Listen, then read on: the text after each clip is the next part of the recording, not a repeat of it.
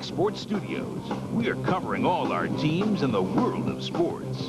Sit down, buckle up, and get ready to rock Fox style with attitude.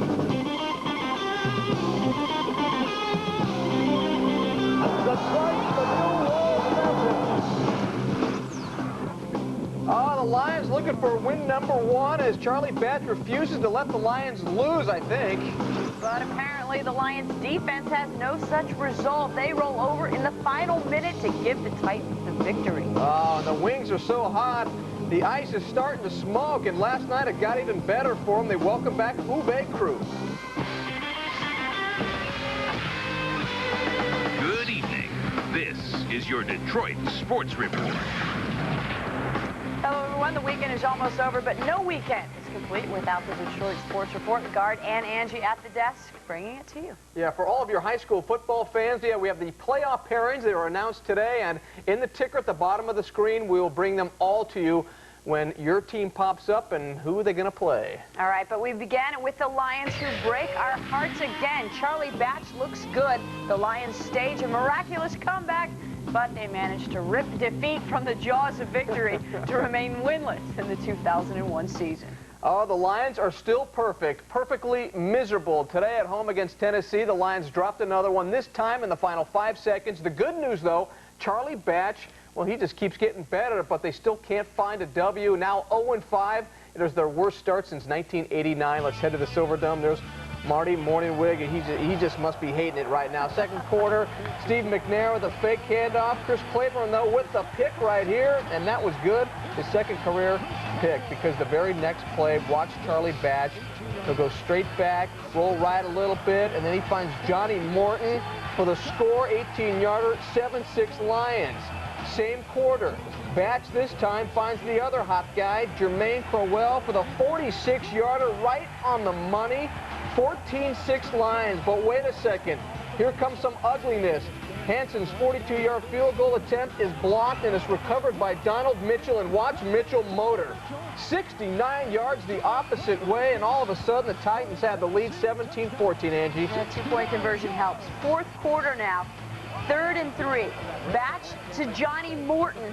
Morton is going to pick up 20 yards. The Lions would later pick up 3 points and were tied at 17 apiece. The Titans would retake the lead, 24-17. But on 4th and 10, with $1:23 left to play, Charlie Batch pass right side, complete to Desmond Howard for 7 points from 36 yards out. We're tied at 24. 2nd and 10, 50 seconds left to play. Somebody get this guy. Steve McNair scrambles, ends up sliding to go down 22 yards and puts the Titans in field goal range. 10 seconds left. Don't you hate the kickers? You love to hate them. 46 yards. It's good by Joe Nedney. His 9th winning field goal. The Titans win it 27-24. And as Gaard told you, this makes it their worst start since 1989. One more for the Lions, and it's their worst in 46 years. Charlie Batch plays well again, though. 338 yards, 3 touchdowns, but he was their entire offense. The Lions run, check this out, a paltry 41 yards. Are you kidding me? For more on the Lions, we go out to the Silverdome and our Trevor Thompson, who is at the scene. McNair from the gun. Takes the snap. Pressured, up in the pocket, gonna run it, look out, 40, 35, 30, and he slides down at the Lions defense couldn't stop Steve McNair when they needed to most. Result, a Joe Nedney game-winning field goal. Result, Detroit sits at 0-5. I think when you enter a game or, just a season, with the expectations that we had, we never thought that, it would be like this or we'd be 0-5 right now. For every positive for the Lions today, like Charlie Batch's TD to Desmond Howard late in the game, there were at least 2 negative things that prevented eventual success. Dumb penalties, for example, or bad snaps, or a blocked field goal. You can see the momentum swing at that point. We didn't score, and then at the same time, they blocked it and ran it back and scored 7. So that's like a 10-point swing right there. There isn't one particular reason for the Lions' demise. There are many. Jeez. Sometimes early within a system, I suppose, funny things happen. And there was a lot of strange things that happened. today. We make so many mistakes out there. We're so close, but we got to learn how to play smart. As if the loss in the standings wasn't painful enough, the team also lost Jermaine Crowell with a season-ending patella tendon injury. It brings to mind an old saying, if it weren't for bad luck, the Lions would have no luck at all. Injuries are hurting us right now. We got a lot of guys down, but, you know, we got a lot of good youth on the team, and they have to step up, and we have to step up, and we have to make plays, and, you know, we're capable of doing that, and unfortunately, we got an injury bug right now. We're going to have to work our way through it. The young guys have to step up. Simple. I have to step up even more. That's how the NFL is. If someone goes down, the next guy's got to replace him and do just as good a job as the guy before. How demoralizing is this getting to be right now? It's getting pretty bad. You know, I never give up. I don't think this team has to give up in them. So we're going to continue to fight. But, you know, every time you see somebody go down, a key player here and there, I mean, it gets to you a little bit. There's no doubt about that. Crowell wasn't the only Lion to leave this game early with an injury. James Stewart twisted his ankle in the third quarter and told me that he wasn't sure the extent of the injury because adrenaline was still rushing. He'll know more tomorrow. But it's a loss the Lions can ill afford to lose, especially if they hope to avoid going 0-6 when they face Cincinnati next week. I'm Trevor Thompson for your Detroit Sports Report. Trevor, thanks. And we are not done talking about the Lions' 5th loss of the year. Later on in the program, we'll bring in our Lions analyst, Rob Rubick, to break down the game and what the team did right and wrong this week and whether or not they'll be able to make the adjustments in order to win in the future. Now to the ice. There were plenty of storylines in last night's Red Wings game with the LA Kings. There was a little payback for last season's playoffs, and there was a former King, Luc Robitaille, scoring the game winner against his former team. And lost in all of that, however, was the return of defenseman Uwe Krupp to the ice. It was Krupp's first game since December 22nd, 1998. He returned to the Wings this season after missing the last 2 due to a bad back, only to miss the first 7 games with a bad shoulder. While he didn't figure in the scoring, Krupp was just happy to be back playing hockey again. Obviously, it's what I've done all my life, so it's, you know, it's you know, second nature. I don't want to say it's like riding a bike. Obviously, it's a little bit more complicated than that. But there's certain things that you just don't forget, and you just keep going. You know, just try to get better at it. Well, the house cleaning continues for the Tigers today. Third base coach Lance Parrish says he is not wanted back next season. Parrish was drafted by the Tigers and played in the Old English D for a decade. He has been a member of the Tigers coaching staff since 1998 and said he was extremely disappointed by the management's decision. Manager Phil Gardner said he is not ready to make any statements about Parrish's future with the Tigers. Yeah, that's a tough decision. Parrish, by the way, is the second coach to be sent packing. Hitting coach Bill Matlock was fired last week. Well, the Lions have a lot of season left, but they better make some changes or their changes could be made for them. I mean, come on, they're the only team in the league without a win. I don't want to give away something here, but the Redskins didn't even have one. Come on. All right, coming up from the Silverdome, Rob Rubick is in-house to tell us what this team needs to do to get a win. And the Packers take their 4-1 record into the hostile Metrodome. Can they remain atop the NFC Central? And NFL history is made today by the New England Patriots. David Patton finds all new ways to score on the Colts. We'll explain when we return. I'm Jim Rome. Next week on The Last Word, columnists John Saraceno, Jason Whitlock, and TJ Simers join me for Monday's Weekend Wrap. And the Slam Man, Jay Moore, drops by for Friday's Weekly Wrap. The Last Word, weeknights at 11 on Fox Sports Net. This notebook is bound to raise a few eyebrows. It's got a laser-sharp screen, hot swappable drives you can switch on the fly, a lightning-fast Intel Pentium 3 processor, and the power to turn heads. Envious? Why? For just $13.79, we can build one for you. The Compact Presario 1700T. Call 1-888-271-1826 to buy now and double your memory for free. Plus, get a free upgrade to a 2-year limited warranty. Rugged, tough, the Rhino is built to take grueling off-road abuse. And so can Rhino Lining's Tough Stuff truck bed liners. And right now, you can get $30 off a Rhino Lining sprayed-on polyurethane lining to protect your truck bed. Rhino Linings is the world's leading sprayed-on liner company. Their Tough Stuff liner, sprayed on up to a 1/4 inch thick, is virtually indestructible polyurethane. And unlike plastic liners, which don't stop truck bed rust, a Rhino lining protects your investment permanently. A Rhino lining only takes a few hours to apply, and it's warranted by your dealer for as long as you own your truck. So if you want to protect your truck's value, get a Rhino liner. Call or log on now. Get $30 off a Rhino lining from your local dealer. Plus, get this official Olympic flashlight free with proof of purchase. But hurry, this sale ends soon. People of legal drinking age should enjoy alcohol responsibly, but don't drink if you're under 21. Obedient school graduate.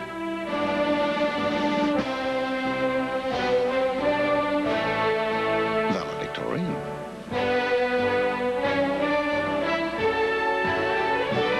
Crown Royal, the legendary import.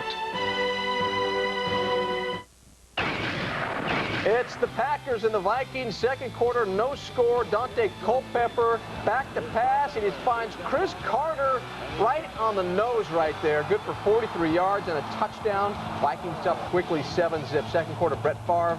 He is going to be picked up by Kaylee Wong, who returns does not like the indoor stadiums. No. Absolutely not. And Wong takes it all the way back, 27 yards for the touchdown, and the Vikings cruise at 35-13. Bears and Bengals, here we go. Ex-Wolverine Anthony Thomas takes the handoff and then walks a little cut out to the outside, and then 45 yards later, is he going to get in? No, he's cut down at the 1, but that would lead to a Bears touchdown. 10-zip Chicago. Fourth quarter, 17-0 Bears now. Thomas takes the handoff. This time, I think he's going to score. This one from 23 yards out. He had 188 yards on the day and the touchdown. 24-zip Bears. Steelers and Bucks, second quarter, 3-0 Bucks lead. Jerome Bettis takes the pitch, but he is not running. He's throwing. He tosses this one to Jeremy Tooman for the 32-yard score. Bettis loves it, wants to make sure everyone saw that. All right, 7-3 Steelers now. Bettis shows off the legs, takes the handoff, runs up the middle. Looking very svelte, wouldn't you say? Yeah, perhaps svelte not. as an elephant. Mixing a salad, honey. 46 yards for the touchdown. Bill Cowher, he's pumped. 14-3 Steelers. Why wouldn't he be? Brad Johnson drops back and is sacked by Joey Porter. Porter's third of the game. The Steelers had 10 on the day, and they win it by a score of 17-10. And after Week 6 in the NFL, here is how the NFC Central stacks up. 4-1, Chicago sits up on top. Green Bay 4-2 had a chance to help themselves today. Tampa Bay 2-3, but Detroit is looking up at them all at 0-5. Yeah, that is not good. Well, it seems that David Patton and ex-Wolverine Tom Brady are more than adequate replacements for Drew Bledsoe and Terry Glenn. Brady connects on 80% of his passes for 3 touchdowns, and Patton does something the NFL has not seen in 22 years. Let's check this out right here. First quarter, no score.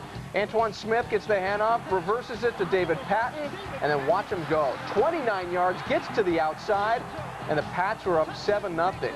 Second quarter, Pats up 7-3 now. Tom Brady will find Patton down the sideline, and watch this guy go. This guy has some wheels. He just splits the defenders, and away he goes. 91 yards later, he's in. The Patriots up 14-3. I'm just trying to follow you here. He's ran for a touchdown, and he's caught one, right? Yeah. Now he's got to throw for one, like right here. The bomb to Tony Brown, 60 yards. 21-3 Patriots, fourth quarter. What's he going to do? He's going to catch another one. Man, this guy was hot. Patriots win at 38-17. Patton, first guy in 22 years to run, catch, and throw for a touchdown in the same game. Walter Payton was the last guy to do it. All right, coming up right after us at the bottom of the hour is the National Sports Report. And here is Chris Myers at the desk with a preview. Hi, I'm Chris Myers. Coming up tonight on The National, we'll have a complete wrap-up of Week 6 around the NFL. Marv Levy and Chris Collinsworth will break down the explosive performance for the Ram offense against the Jets. Plus, we'll bring you extended coverage of both championship series. Kevin Kennedy offers his analysis as the Braves faced elimination in Atlanta, and the Mariners tried to even things up against the Yankees in the Bronx. That's all coming up on The National. Right now, let's go back to you. Thanks, Chris. I'm Angie Arlati. Michigan State lost more than a game yesterday in Minneapolis. Quarterback Ryan Van Dyke fractured his jaw, and he will be out for at least 3 weeks after having his jaw set and wired shut today. Van Dyke is having the best season of his collegiate career, ranking 3rd in passing in the Big Ten Conference. That's a tough one to take. Get used to the milkshakes, huh? You're right. We told you just a moment ago about ex-Wolverines Anthony Thomas and Tom Brady excelling in the NFL. Meanwhile, the current Wolverines may move up in the pool this week, even though they don't even play. They do move up, though. When we come back, our NFL analyst Rob Rubik joins us to break down another Lions heartbreaker. But first, the AP Top 25.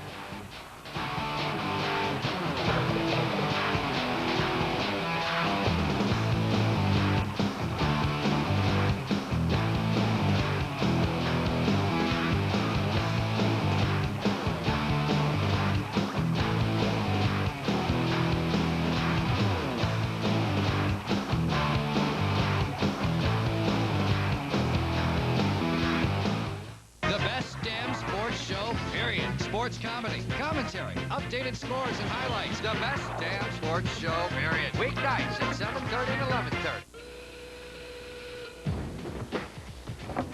Who are you? I was the eye in Pistons in the 89 and 90 championship years. You look more like an O now. So what do you got? Well, I average 29 points a game. Let me see what you got. P-I-S-T-O. Oh, free throws? 82%. Now that's something we can work on, isn't it? Time to punch in. The Pistons are going to work. See Jordan, Shaq, and Kobe for free with the big game plan, starting at only $99. Hold still. To you, it's a PC. But to your kids, it's a laboratory, a museum, or a rainforest. The compact Presario 5000T with Intel Pentium 4 processor. It'll give your child the power to explore a world of ideas. And it's just $8.99. To buy now, call 1-800-332-1878 and get free shipping on your PC, plus double your memory for free. Hey, why just take your kids to school when you can take them farther than they ever dreamed?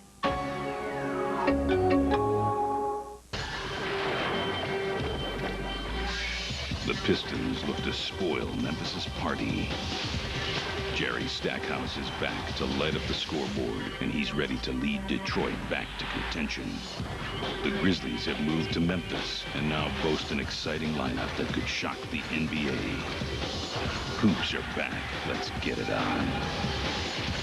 Pistons, Grizzlies, November 1st.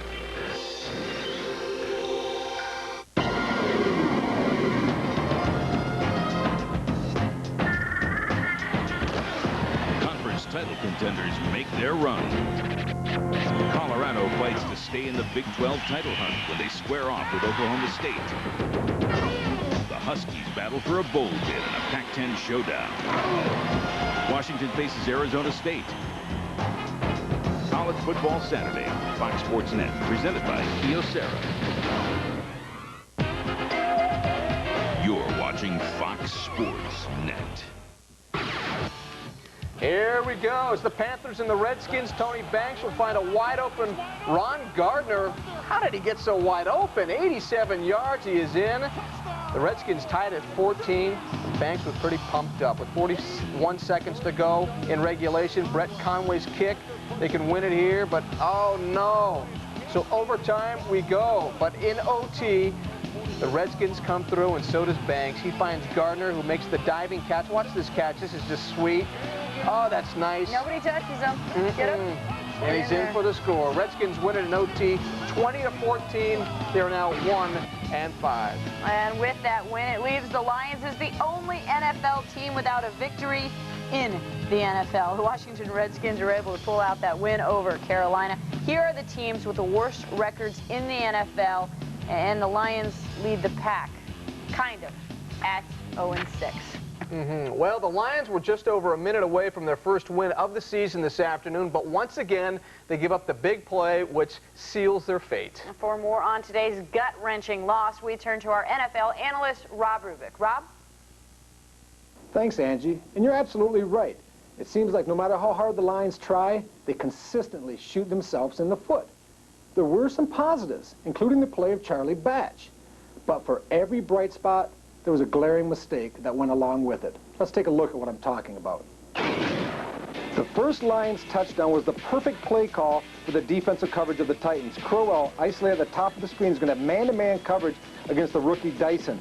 The safety is going to jump down on Sloan as he runs a crossing pattern, leaving Dyson on an island with Crowell. Crowell shifts into second gear. He goes by Dyson. The ball is perfectly delivered by Charlie Batch. Touchdown Lions. Here's one of the mistakes I was talking about from Sunday's game. Communication is vital in the defensive secondary. Terry Fair and Lamar Campbell are going to have a breakdown. Fair in the back pedal right here. He thinks he has inside help from Lamar Campbell. Lamar, on the other hand, is playing man-to-man. He jumps on Derek Mason, the slot receiver. Fair allows Bennett to run by him. No one home. Ron Rice tries to recover from the weak side safety position. No help. Big play Titans. The Titan defensive backfield was not without fault either. This is Howard's touchdown. Mitchell, the safety, is one of the key players in this little scenario. Dyson, the cornerback, over the top of Howard. He thinks he has help deep. Mitchell, the strong safety, is going to get locked looking down at David Sloan, the tight end. And for that split second, as he sees Sloan in the middle, he gets caught flat-footed, doesn't turn quick enough. Howard gets behind Dyson. Mitchell can't help. Touchdown Lions. It gives them a short-lived lead late in the game. Here's the play that sealed the Lions' fate. Initially, it looks like they're in a pretty good position. The defensive line has good containment on McNair. No lanes. Until Eddie George comes out. Claiborne locked man-to-man, has to respect that. He's going to take a step or two. Sean Rogers is getting his jersey grabbed. Now McNair sees the lane. He steps into it, takes the ball to the 27-yard line. This sets up Memmi's game-winning field goal, which puts the Lions at 0-5. Guys, I went out on a limb last week and picked the Lions to win this game. No more. The Bengals come to town next Sunday, and this is a game the Lions can win. The biggest problem the Lions face is not what the Bengals can do to the Lions, but what the Lions can do to the Lions. I'm Rob Rubik for your Detroit Sports Report. Thanks a lot, Rob, and we are not through with our Lions coverage. We'll try and shed some good news on another dismal loss. Coming up next, our Trevor Thompson goes one-on-one with Desmond Howard, who made things interesting down the stretch. We're back right after this. From the back to the middle and around again. Get ready to move.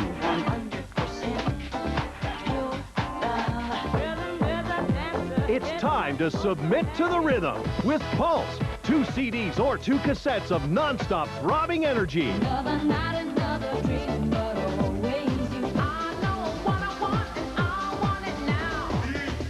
You can't get this 30-track collection in any store.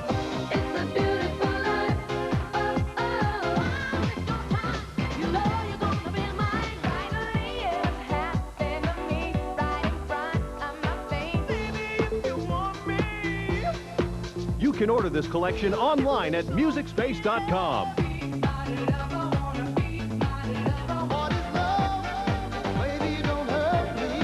Feel the pulse and get it now.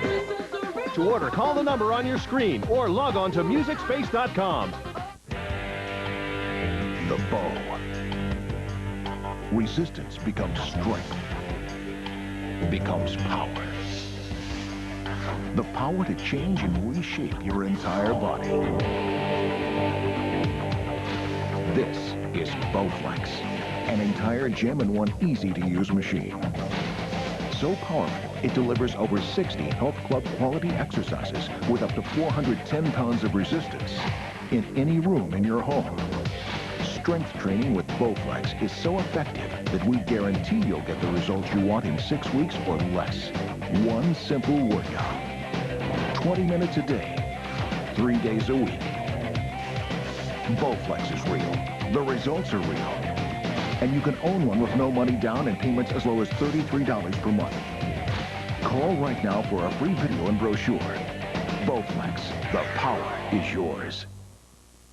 All right, Detroit Free Press Marathon today. Here are the results. I don't know, I don't see my name. Oh, that's because these are the top 5 men. Mine must be coming up later. Jacob Kirwa from Kenya.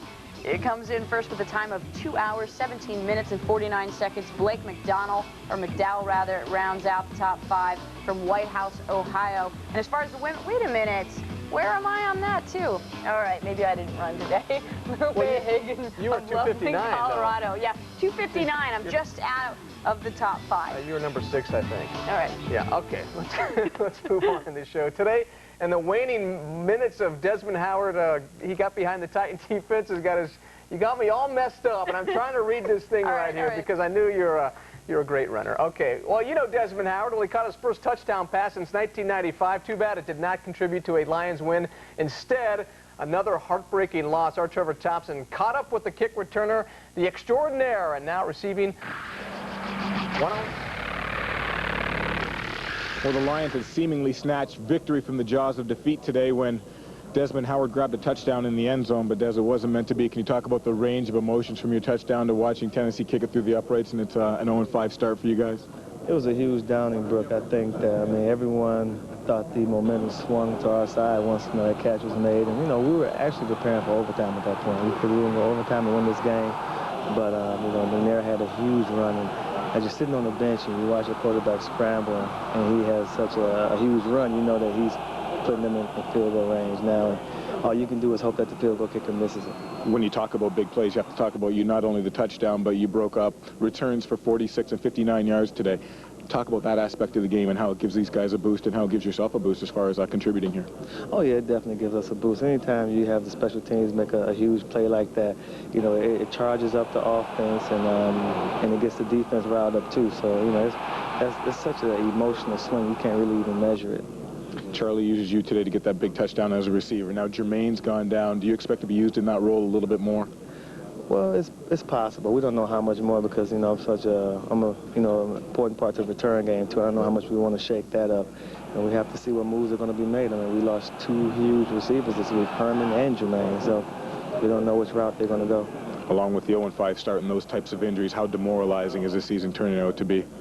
Well, I think that the most demoralizing part to me is that we're not displaying the way we're coached. I think that, we have good practices during the week, we do things right, but once you're out there on Sunday, it's your job to prepare yourself and to concentrate and not make the stupid mistakes that we're making, not have the dumb penalties that we're making, and not make the dumb turnovers that we're making. And that thing kills you.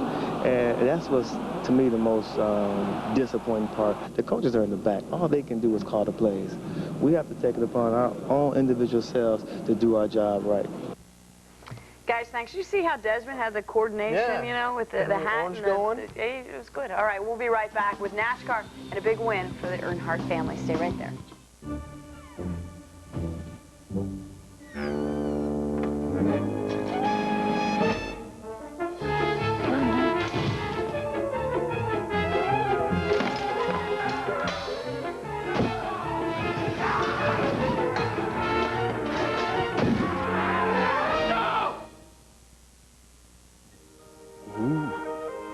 Crown Royal.